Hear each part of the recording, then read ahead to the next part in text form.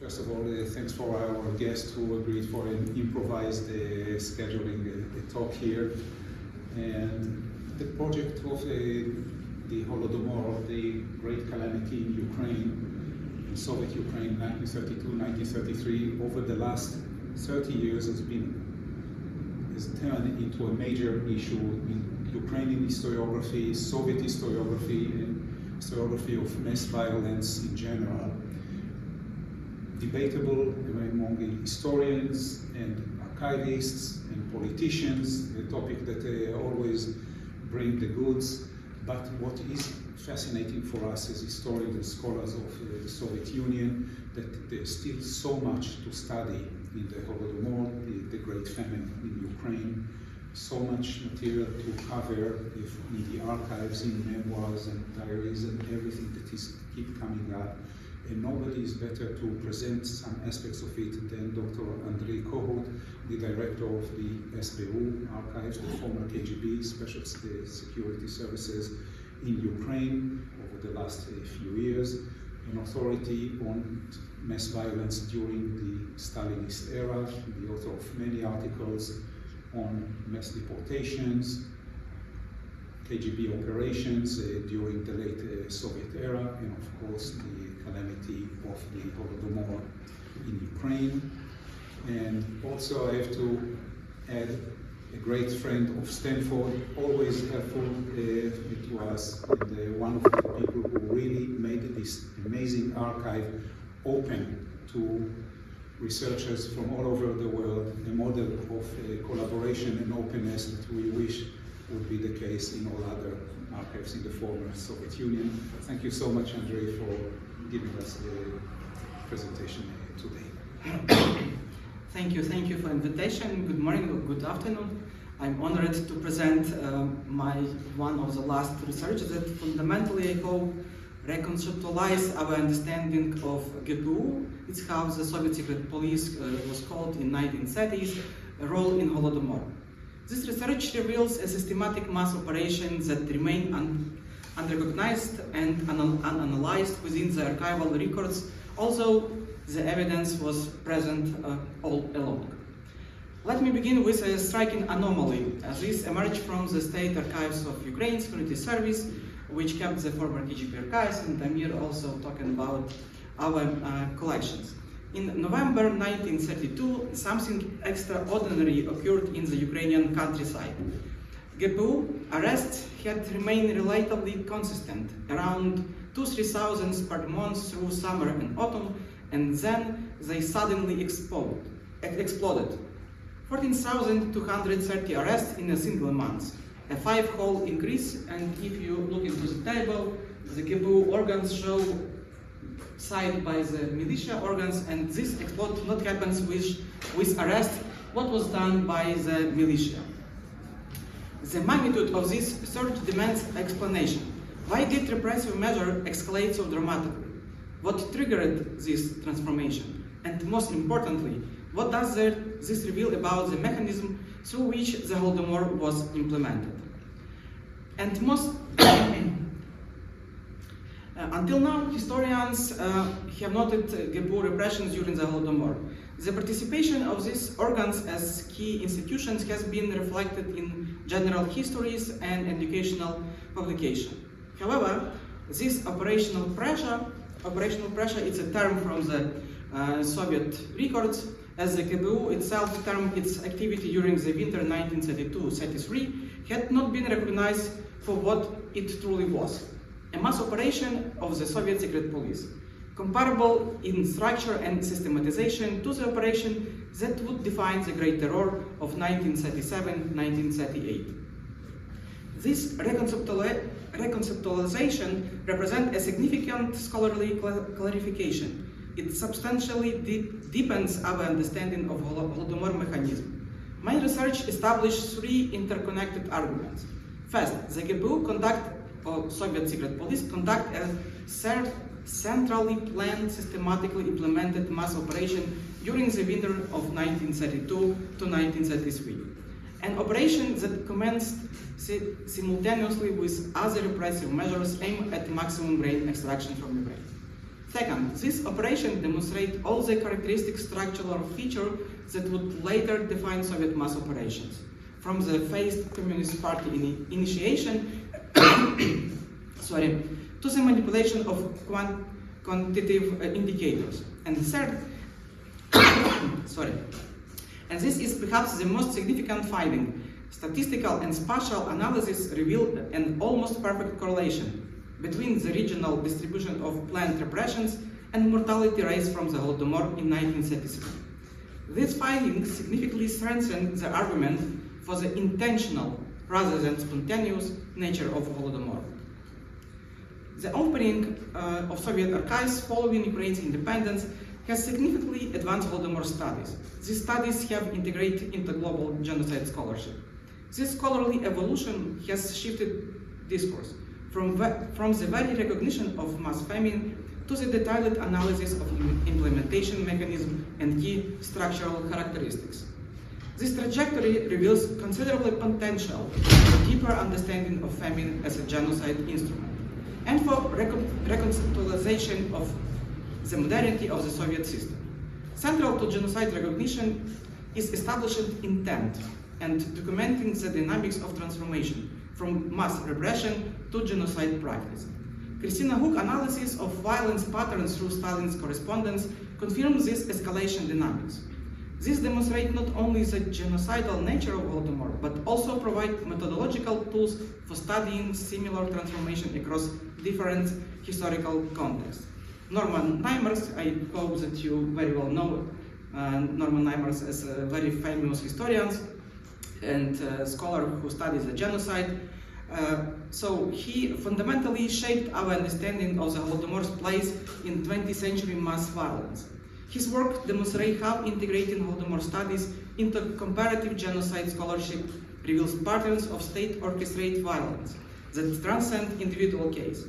Andrea Graziosi, its Italian scholar, has emphasized the importance of the Holodomor for radically reconceptualization the Soviet system. His analysis reveals that the anti-Ukrainian terror wave accompanying the Holodomor showed featured late characteristics of the 1937-38 mass operation, a distinctive form of state violence combining bureaucratic systematization with targeted terror based on national interpretation.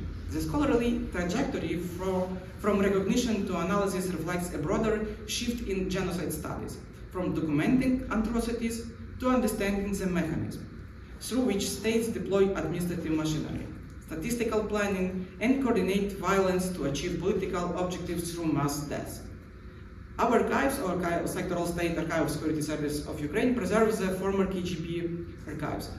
This contains a significant body of evidence about man-made mass famine. However, research on the role, level of participation, and consequence of OGPU. OGPU is an acronym for the Soviet Secret Police on the all-Union level and also in Soviet Ukraine level also. Activities during the Holodomor remains far from complete. Historians analyze OGPU participation in the Holodomor have typically relied on two fonts. Font 16, it's a font of Secretariat of Secret Police in Soviet Ukraine, and Font 42, it's the operational statistical report.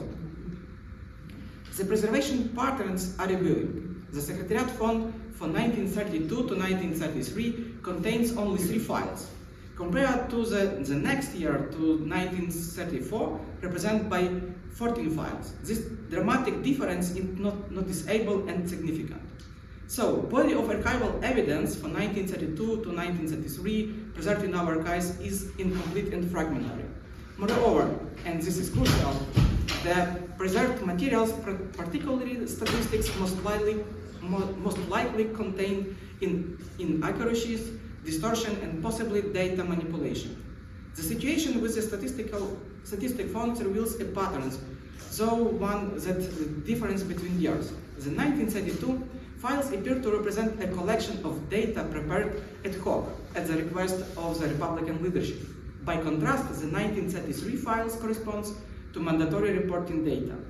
Thus, there are no standardized reporting forms that summarize Soviet secret police activities for 1932. This fragmentary preservation pattern itself require explanation and shapes the methodological approach we must adopt requiring critical analysis. Secret police traditionally play an important role in implementing state terror and genocidal policy, if not pivotal. Based on archival sources from Soviet secret police, researchers have conducted there was a connection between the repressive policy of Stalinist regime and the Holodomor. The GPU served as important instrument for suppressing and potentially peasant resistance to grain procurement policies. The scale of their operations demonstrates their actions were centrally coordinated as part of a comprehensive state plan to suppress the peasantry. The secret police actively monitored conditions through the country, informed party leadership.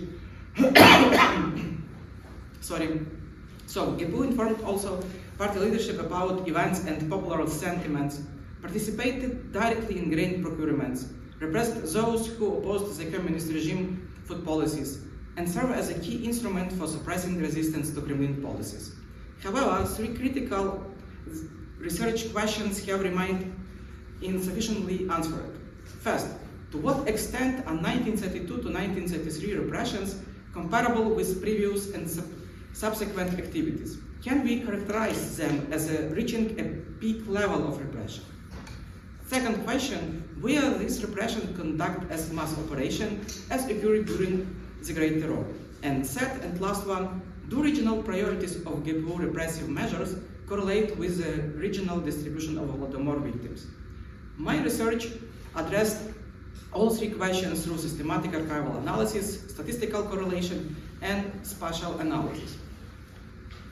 These graphs present the dynamics of repression by the Soviet secret police from 1921 to 1940, the full interwar periods. Analysis demonstrates that beginning in 1927, a gradual increase occurred in the number of those accused and arrested. This trend correlates directly with the mass deployment of OGPU and GPU organs as key instrument of so-called revolution from above. Repression reached their first peak in 1933 during the Holodomor, and their second peak is 1937 and 37 during the Great Terror. The second peak year could quite logically have occurred immediately following the 1933. The pattern governing the development of repressive dynamics, its interruption during 1934 to 1936, and subsequent resumption in 1937 merits separate study, and I hope maybe someone from this audience will be interested to research why this gap happens. Yet this diagram clearly confirms the conclusion reached by the Stanislav Kurchitsky and Yuri Shotwal, Ukrainian historians, regarding the timing of mass repression in Ukraine, which began long before the onset of Great Terror. In total, during 1932 to 1933, GPU organs of Soviet secret police in Soviet Ukraine arrested 176,894 people and brought charge against 213,640 individuals. This figure represents the first of two peaks in repressive activity. The significance of these numbers becomes clear when we understand the trajectory that led to them. Starting with the grain procurement crisis of 1927 in the Soviet Union, the United States Political Directorate, OGPU, the full names, began to assume an increasingly decisive role in controlling peasants and agricultural production. Through active participation in the process of accelerated collectivization, the influence of the secret police constantly grew, as did the scale of repression. And on slide you also can see how look the dynamics through 2 years, 1932 and 1933, and you see that from the November to the second quarter happens most of the mass repression during these 2 years. Evidence of GPU mass operation in Ukraine appears in documentation from June 1927, most likely as an element of all Union operation. Operations intensified in November through December 1928. In 1929, beyond the arrest already being conducted, Soviet authority raised the issue of forcibly deporting kulaks from Ukraine. In January 1930, the Politburo of the Central Committee of the Communist Party of Ukraine approved the GPU proposal for measure to liquidate the kulaks as a class. This operation required recalling 500 Chekists from reserve. Between January 21st and February 9th, 1930, the GPU arrested 11,865 people. Mass deportation operations targeting kulaks commenced in February. Forced collectivization and decolonization, implemented through intensified repressive pressure, provoked even greater present resistance and led to mass disturbances and uprisings. Throughout 1930s, the KPU documented 4,098 mass peasant uprisings in Soviet Ukraine, a record number compared to all other regions of the Soviet Union. The peak occurred in March 1930. This uprising established a pattern of resistance that KPU would systematically target in 1932. As a result, the key function of Soviet secret police organs and their troops expanded beyond mass arrest and deportation to include actually military operation aimed at restoring civil in rebellious villages. In total, during 1930, according to KPU data, 113,637 people were deported, 41,439 were arrested, more than 6,000 were shot. As a result of KPU operations, 20,733 families were deported from Ukraine by May of that year, approximately 113,667 individuals. Additionally, no fewer than 19,000 peasant households were decolonized. In 1931, the mass decolonization campaign continued. Another wave of deportation targeting dispossessed kulaks households was carried out. In total, approximately 77,000 families, over 356,000 individuals, were forcibly resettled. Of these, nearly 30,000 families, approximately more than 118,000 individuals, were deported beyond Ukrainian borders. The heightened attention of the countryside is further evidenced by a top-secret comprehensive memorandum titled On the Organization and Economic State of Collective Arms based on materials from agent surveillance of their activities for 1931. The KPU complies this in late March 1932, demonstrated continuous monitoring and intelligence gathering about the rural population. An important tendency emerged during the implementation of this operation, which would become even more pronounced during 1932 to 1933. The KPU began targeting not merely traditional Soviet class enemy, but entire peasantry, including collective farmers and party members. This shift from targeted repressions of specific kulak elements to mass operation encompassing the entire rural population represent a crucial evolution that laid the groundwork for what would occur during the Holodomor. The discourse remained focused on kulak and petlurite elements, or activists who fight for independent Ukraine in the beginning of 1920s. Yet the practice systematically targeted middle peasants and collective farmers. This discrepancy between declared objectives and actual victims would become a defining characteristic of the 1932 to 1933 mass operation.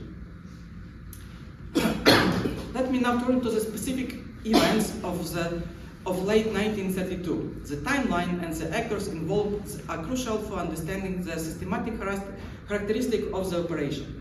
On November 17, Vyacheslav Molotov returned to Kharkiv as Stalin's direct envoy to oversee grain procurement implementation.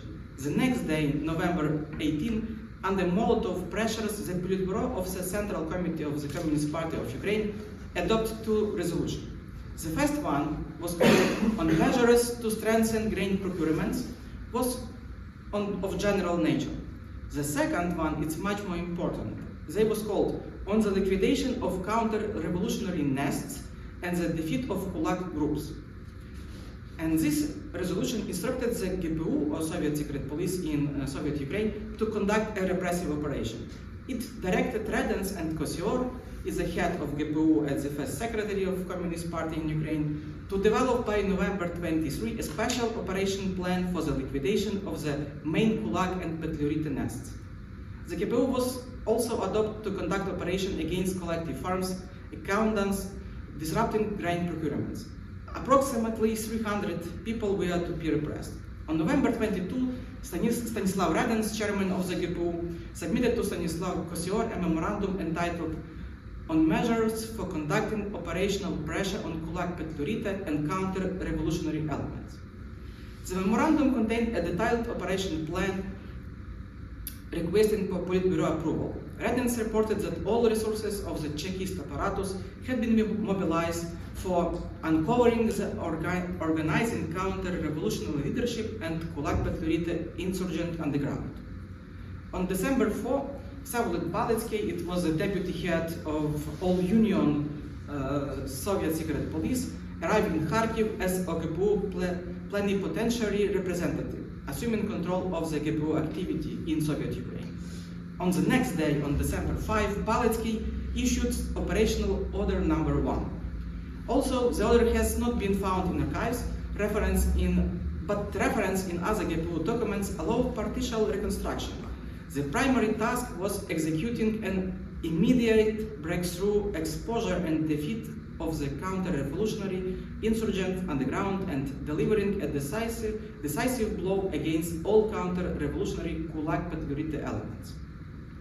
On December 8, a few days later, Stanislav Kosior, the first secretary of the Communist Party in Soviet Ukraine, sent Stalin a letter devoted almost entirely to repression. Kosior observed, start station. Only the recent operation of the GPU, starting from the mid-November, gave serious result.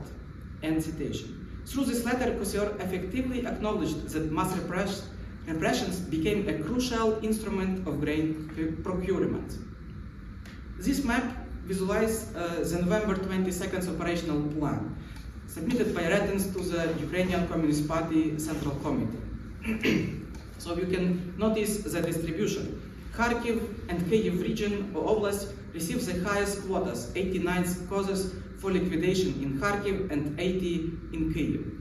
The heightened focus on Kyiv Oblast and Kharkiv Oblast can most likely be explained by the Serhiy Plokhy's hypothesis. Regarding priority pressure from above directed primarily at Ukrainian forest steppe regions. This region experienced disproportionate violence during the Holodomor, reflecting their perceived political unreliability in Moscow eyes.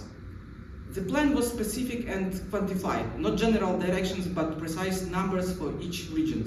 This operation plan became the foundation for the most significant finding of this research, which I will examine in detail shortly, but before we are moving forward, I will also show you how correlate the uprising, the peasantry uprising in 1930 and the plan, especially when we're looking for the Dnipropetrovsk Okrug. It's the regions where happens the most significant uprising in 1930, so-called Pavlograd uprising. And if you look into the rayons, what was mentioned like the Petlurite nest, they all grouped in this okrug. Unfortunately, to the another okrug in the south part of Kyiv region and north in Chernihiv, unfortunately, we don't find some information that maybe explain us why they collect these riots, but in the case of Pavlograd uprising, it's very vividly clear this correlation between the legacy of peasant uprising and the plan produced by the GPU in November 1932. The operation pressure conduct or mass operation conduct during November 1932 through January 1933 displays all 9 structural characteristics that define Soviet mass operation. First, phased initiation following by scan, Communist Party to organs and to Communist Party. From Politburo decision through GPU implementation and back to the GPU, to Communist Party to report it. Secondly, Coordination by special dispatched representative from Moscow on the very high rank of deputy chief. Deployment of authorized leaders to designate operational areas. Third, issuance of special administrative directive regulation operational conduct. Fourth, establishment of separate reporting mechanism within the operational framework. Fifth, identification of specific population contingent targeted for repressions. Sixth, manipulation of quantitative indicators, alteration and refinements of plans, of quotas, and of course of reporting data. Seventh, designation of specific operational territories, regional distribution predetermined. Eighth, deployment of additional personnel and resources, across the organs and the Communist Party to implement the mass operation. And ninth, and this reveals the operation's true characters, systematic discrepancy between declared objective and actual result achieved. The declared targets were kulaks, predating, and saboteurs, yet data reveals that actual victims. Middle peasants, 8,187 arrests, or 22%. Collective farmers, 21%. Individual farmers, 20%. Kulaks, only 15%. And others, including rural intelligentsia, 21%. The two categories supposed loyal to the Soviet regime, middle peasants and collective farmers, together comprise 43% of all arrestees during the operation, nearer the half. While the supporters primarily target kulaks, comprise only 15%. The statistics of crimes reveal the operation's true characters. Plundering and squandering of grain, 10,288 arrests was occurred during the operation. Anti-Soviet agitation, 10,269 arrests. These two categories alone accounted for 54% of all repressions. Sabotage and resistance to grain procurements, 6,016 arrests. Counter-revolutionary organizations, 4,822 arrests. Yet not the categories. Vague accusations, easily applied to anyone who resists grain confiscation or voiced discontent. The legal framework provides justification for terror targeting the entire peasantry. This discrepancy is not anomalous. It defines the operation. The rhetoric targeted class enemy. The practice targeted the entire peasantry, creating terror comprehensive enough to break rural resistance to grain extraction. This table demonstrates the regional distribution of arrests conducted by GPU during the operation from November 1932 through January 1933. The data reveals the geographic concentration of repressive measures across Ukraine regions or oblasts. The operation intensified variety significantly by regions. Kharkiv Oblast experienced the high number of arrests. 8,323 people arrested by January 10th, 1933. Kyiv Oblast follows 6,119 arrests, and Dnipropetrovsk Oblast 6,027. These three oblasts, Kharkiv, Kyiv, and Dnipropetrovsk, account for the bulk of the operation. Chernihiv, Odessa, Donetsk, Vinnytsia, and the Moldovan Autonomous Socialist Republic experienced slower but still substantial level of repression. The temporal progression is revealing. From the operating begin through December, first initial wave of arrest. December 1932, the operation intensified across all regions. The first decade of January 1933 continue high arrest rates. This geographic distribution was not random. The regions with the highest arrest number corresponds to area of previous peasant resistance of Ukrainian nationalist consciousness. The systematic regional targeting demonstrates that centralized planning and coordinate implementation of this mass operation. These variations were not random, and as I say, they reflect evolving assessments of where resistance were strongest and where exemplary terror was deemed necessary. Let me emphasize again the social composition of those arrested because it fundamentally challenges the operation state objects. Middle peasantry and collective farmers together comprise 43% of arrestees near half. The supposed primary targets, kulaks, comprise only 50%, and I mentioned it before.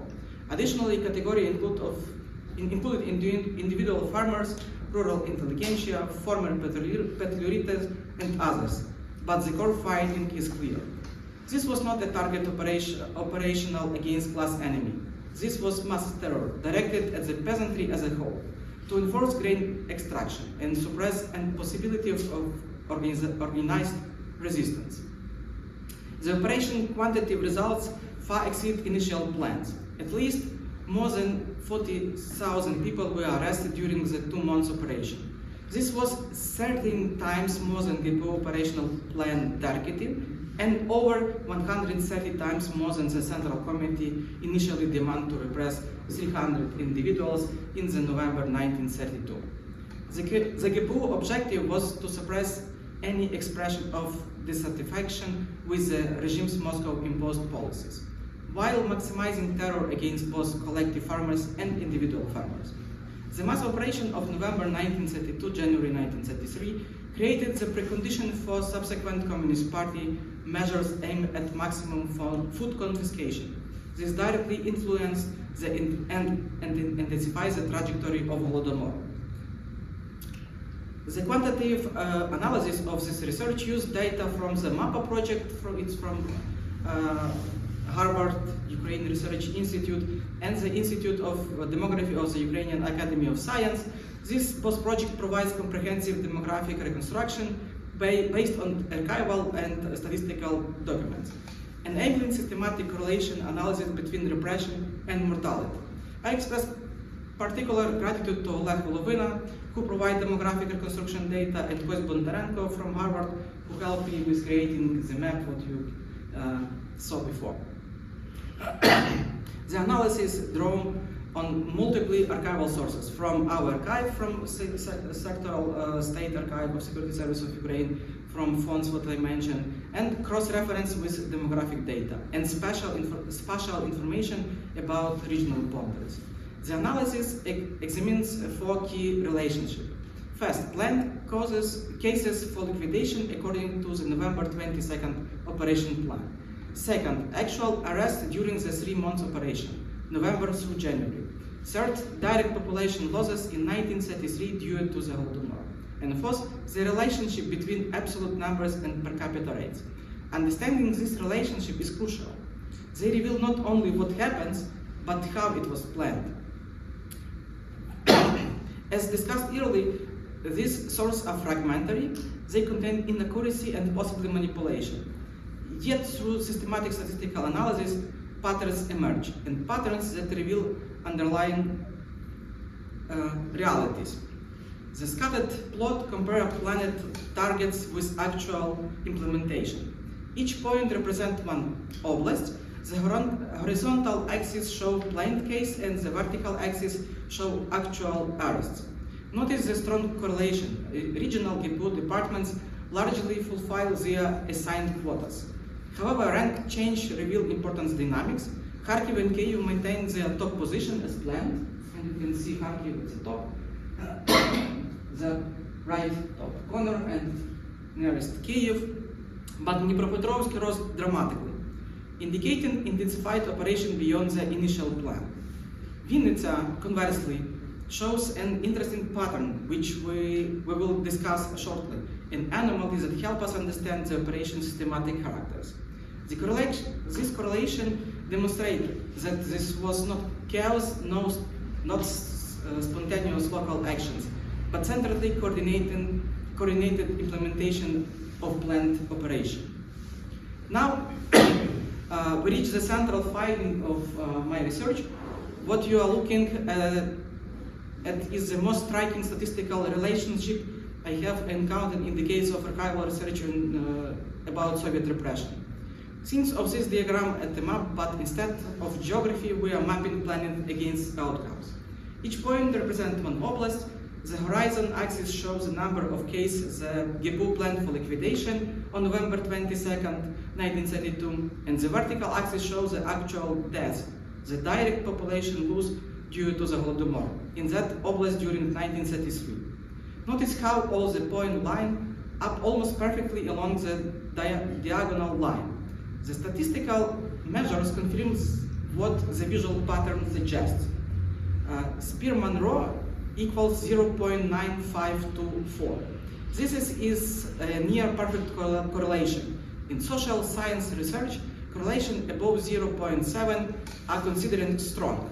This exceeds 0.95.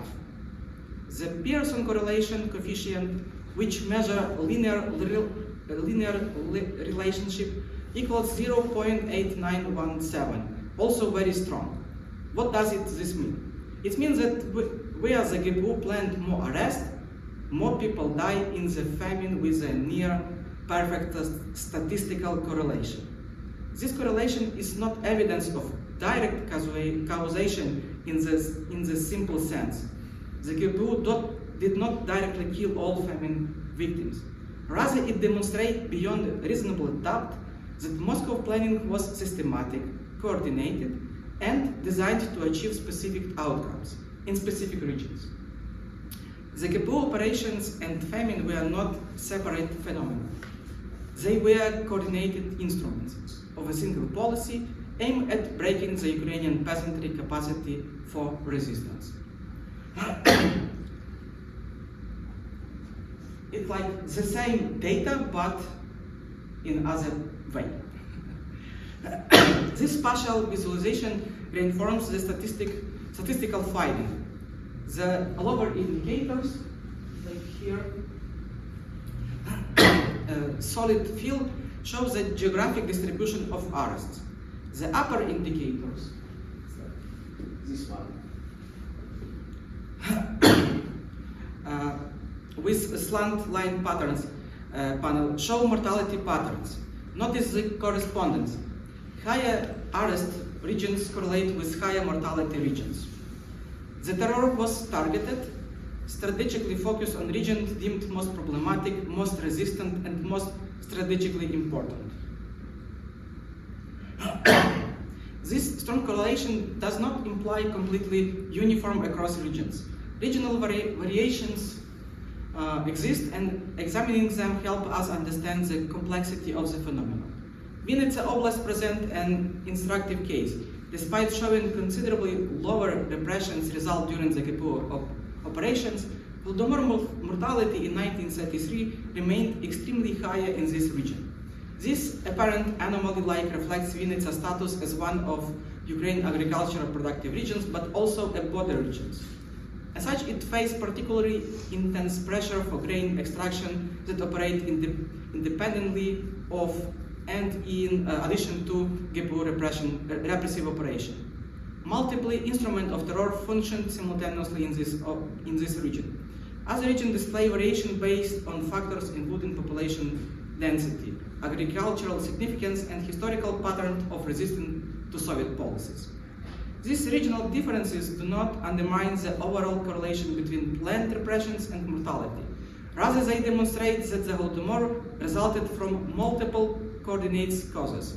The GPU operation constitutes one crucial instrument among several policies, all directed toward maximum grain extraction without regards for human cost. One final methodological finding illuminates the operational characters. When we analyze correlation between planned repression and mortality, using absolute numbers, raw totals, we find near perfect correlation.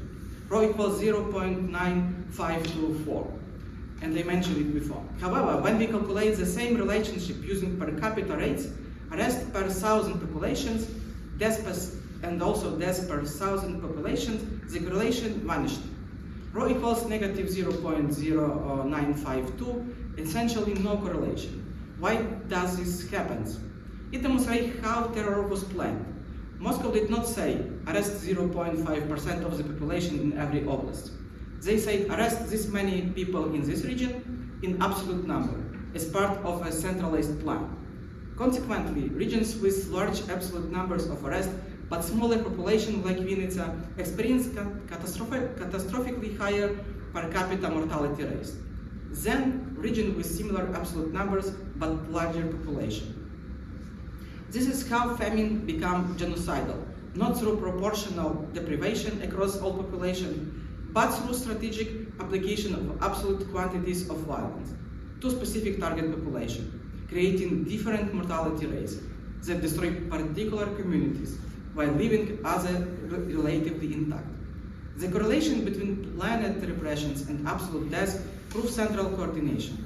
The lack of correlation between per capita repressions and per capita deaths proves targeting based on strategic priorities, rather than universal policy.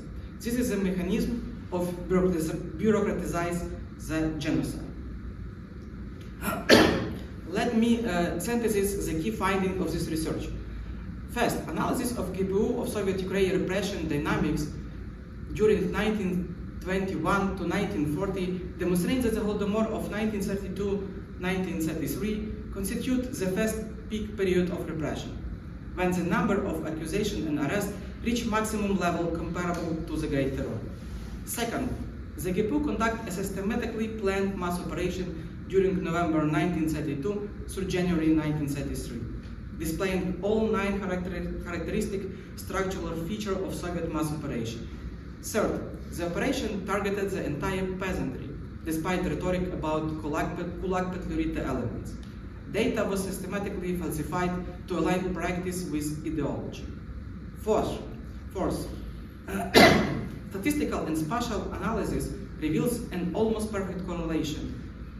So ρ equals 0.9524 between planned repression and 1933 mortality, demonstrating the systematic rather than random character of both repressions and their geographic distribution. And fifth, the correlation exists for absolute numbers but disappear for relative indicators. That demonstrates the strategic targeted nature of the operation. The theoretical significance of these results lies in substantial deepening our understanding of the role of Soviet secret police organs in implementing genocidal practices. This research demonstrates the importance of integrating Holodomor studies in the global context of genocide research. The identifying dynamics of transformation in repressive measures and mass operation reveals key mechanisms of violence escalation during the formation of genocidal practice, creating a methodological foundation for comparative analysis with other 20th century genocides. Particularly significant is analyzing mass state violence not as an accompanying factor, but as an integral element of genocidal policy. This research confirms Christina Hook's framework for analyzing violence escalation patterns and provides quantitative verification of the transformation from mass repression to genocidal practice. The finding establishes that analyzing mass state violence not as an accompanying factor, but as an integral element of genocidal policy, open new perspective for understanding 20th century genocides. The application of the interdisciplinary approach enables us to establish the purposefulness and intentionality of decision taking, demonstrating the structural characteristic of genocidal process, both at level of general patterns and in the context of specific historical cases. This positions the Holodomor as a phenomenon whose study shapes global understanding of repressions, man-made famines, and genocide. The systematic character revealed through this research provided a methodological foundation for deeper analysis of different types of genocides, and those prepared through murder by famine in particular, like for example in Ireland or China. The research provides a quantitative foundation for understanding how bureaucratic states transform mass repression into genocide practice. The near-perfect correlation demonstrates that genocidal outcomes do not emerge spontaneously, but result from systematic planning, statistical coordination, and centralized implementation. This finding has implication beyond the specific case of Holodomor. It established methodological tools for analyzing state-orchestrated mass violence across different historical contexts. The application of an interdisciplinary approach enables us to establish. I was told that. Sorry. And the research makes several methodological contributions that extend beyond the specific case of Holodomor. It demonstrates how fragmentary archival sources, despite their complements and potential manipulation can yield significant findings. Through systematic statistical and spatial analysis, it established the value of correlation analysis not merely for proving causation, but for revealing systematic patterns in complex historical process involving multiple causal factors. It showed how the geographic information systems and spatial analysis can illuminate historical patterns invisible in traditional archival narratives. It provides a template for analyzing other Soviet mass operations, establishing the structural characteristics that define such operation. And maybe also a few findings for the future research. The statistical and spatial analysis examining the correlation between GPU operation results during the winter of 1932-33 and Holodomor losses in 1933 across all regions of the Soviet Ukraine convincingly demonstrates the systematic character of repression. The exceptionally high correlation identified between planned case for liquidation and mortality rate demonstrate that the GPU plan and operation were not random occurrences, but rather constitute an integrated element of deliberate policy initiated in Moscow and implemented in Ukraine. Yet this research underscores the necessity of comprehensive interdisciplinary approach to studying the Holodomor that would integrate methods of demography, statistics, and historical geography for deeper understanding of the structural characteristics and regional variation of the murder by famine. Further advance of such research require additional archival investigation aimed at identifying that utilizing new source complexes, particularly document at the oblast and rayon level.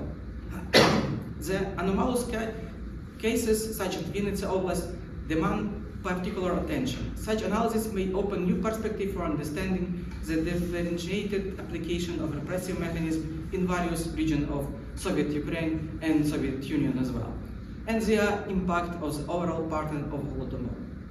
An important contribution of this research to scholarship of GPU or Soviet Secret Services of Police activities during the Holodomor is establishing that a mass operation was conducted at the turn of 1932 to 1933. An operation that commenced simultaneously with other repressive measures aimed at maximum grain extraction from Ukraine.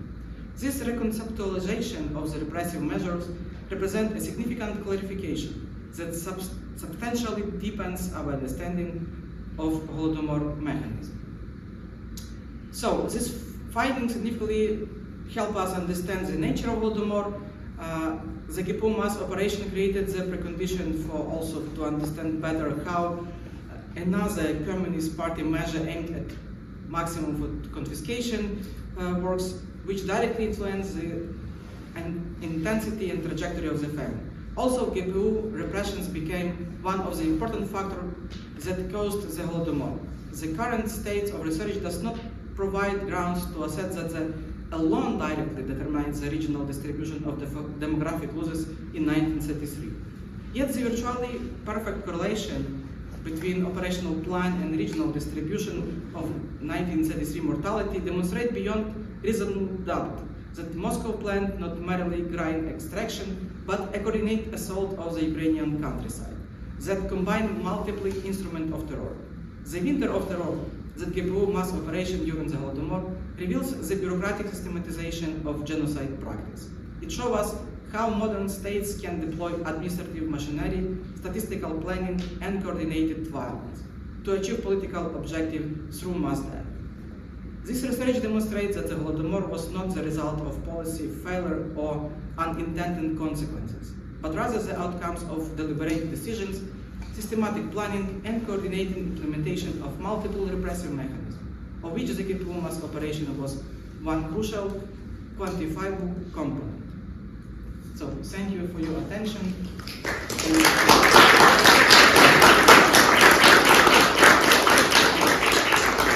Waiting for your question, I hope that you found something interesting and thoughtful for your next thoughts and thinking about history of Ukraine and about Soviet Union and Holodomor also. Thanks.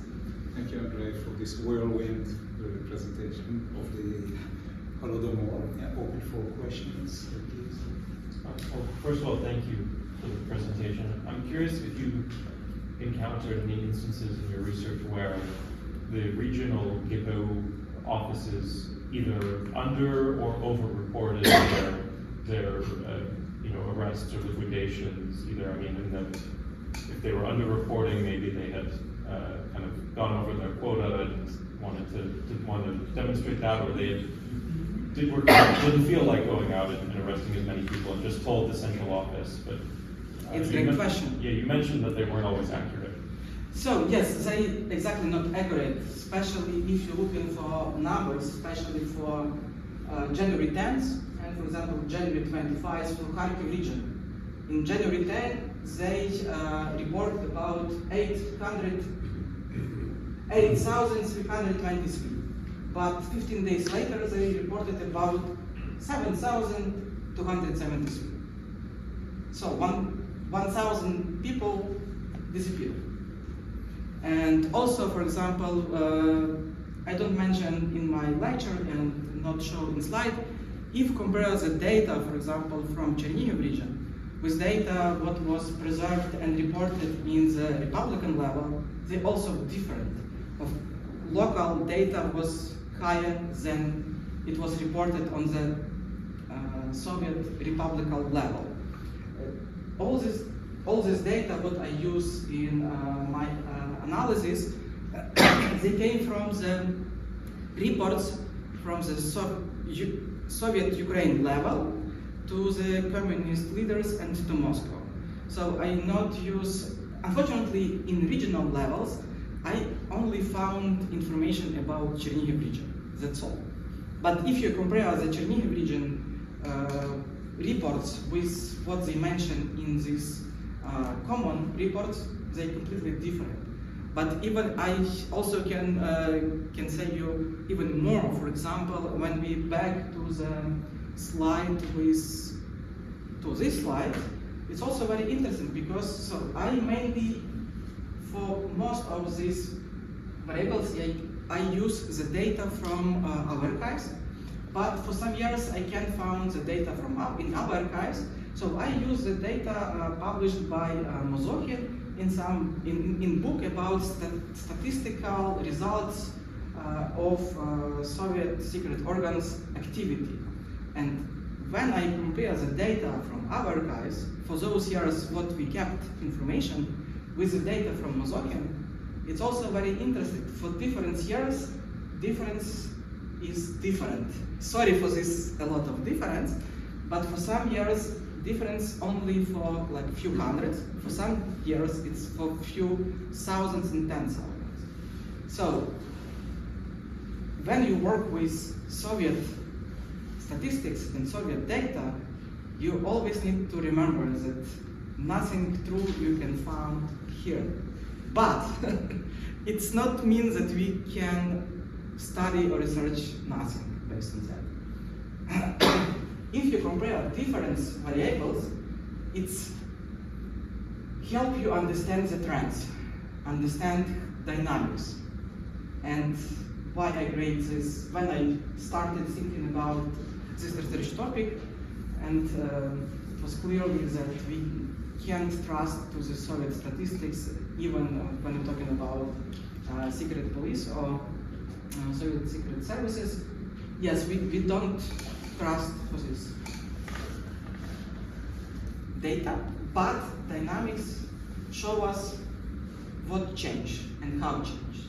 So I mainly use the data about what was collected on the Soviet Ukraine Republic level.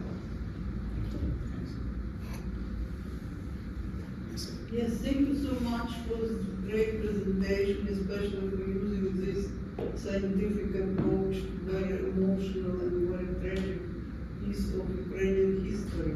And my question actually, how do you explain, could you clarify for me, how do you explain this drop in 3940? It's also a good question.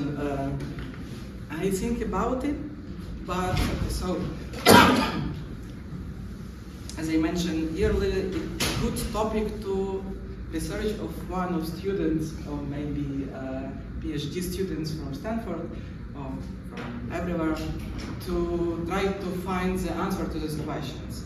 When we look into this difference, like years, 1932 and 1933, the main reason was suppress the countryside and destroy all resistance. And then, when unfortunately the Soviet regime was successful in this purpose, the main problem was that they not only destroy like the countryside, but start destroying all like society. And they, my explanation, but it's rather not scientific answer, but rather hypothesis, that they understand that they need to stop because they can destroy everything with their own persons also. And they stopped, but then, when they can, they continue. But it's a good question for the further research, and I mentioned that it's a good topic, as for me, of course. Thanks. Thank you. So my question is, as I understand it, first, thanks for the presentation. As I understand it, you use primarily bonus level data. Yes. I was wondering if you go deeper, are there indications you could find for urban center arrests as opposed to rural arrests? You know, for example, Kharkiv City as opposed to the surrounding region. Is that possible to get those statistics? Yes, great questions. Unfortunately, those statistics I have not found yet. And I don't know if they exist. Maybe in regional archives, in collections of local Oblast Communist Party committee, maybe exist some reports from OGPU, some letters from OGPU, where they explain how many enemy they repressed. Unfortunately, in our records, not. I only maybe two things. The first, that I mentioned the plan prepared by Radens on November 22. In those plans, they mention case files from Kharkiv, Kyiv, Dnipro. So they mention not only countryside, but also mentioned files to be liquidated. It means that people must be arrested and repressed. Also mentions the case file from cities, not only countryside. It's the first thing, and second thing, it exists. As I say, I found only part of reports, not full report, but part of reports about Chernihiv Oblast. And they also mention, but rather small towns. If I clearly remember, not mention Chernihiv, but small town, yes. I'd like to go back to the first question here. If you try to evaluate the Ukrainian GPO as an institute, did it help to radicalize the situation or to restrain it a bit? Why am I asking this? Because later on, many of these perpetrators will be put on trial, and they will be accused of Ukrainian nationalism, protecting class enemies, protecting national enemies, so on and so forth. As a whole, what is the role of the Ukrainian GPO in this calamity? Overdoing it to please Moscow, or trying sometimes to restrain? Because on the ground, when we learn from other sources, from your archive and others, the violence was horrific. People were simply out of control in the violence that they inflicted on individual and family of peasants. Of course, the violence, what was the people violence radicalized the countryside.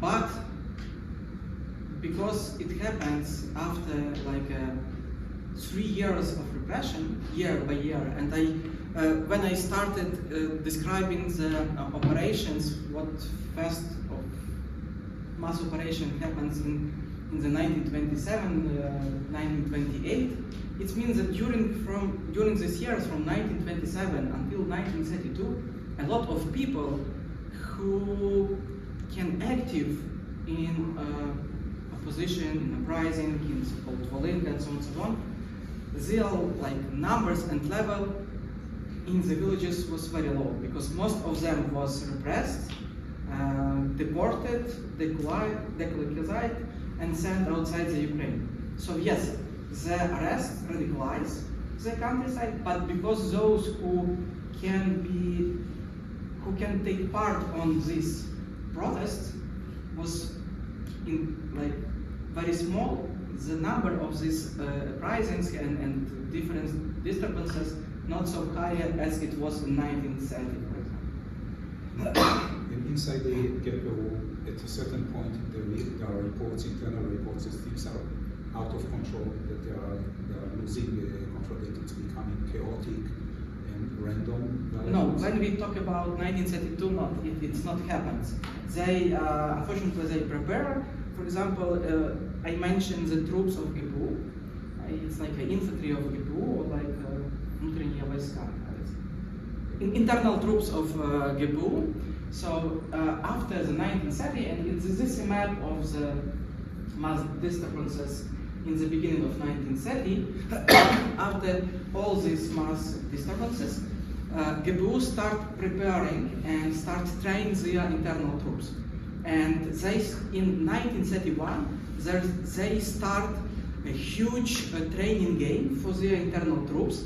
And the autumn of 1932 was described like a time when they check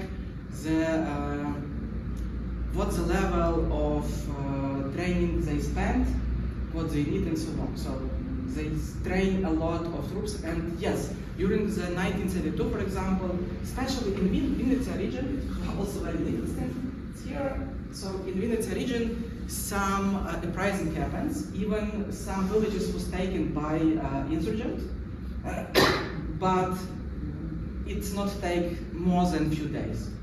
Immediately, internal troops coming and fighting against the locals, kills everyone, arrested.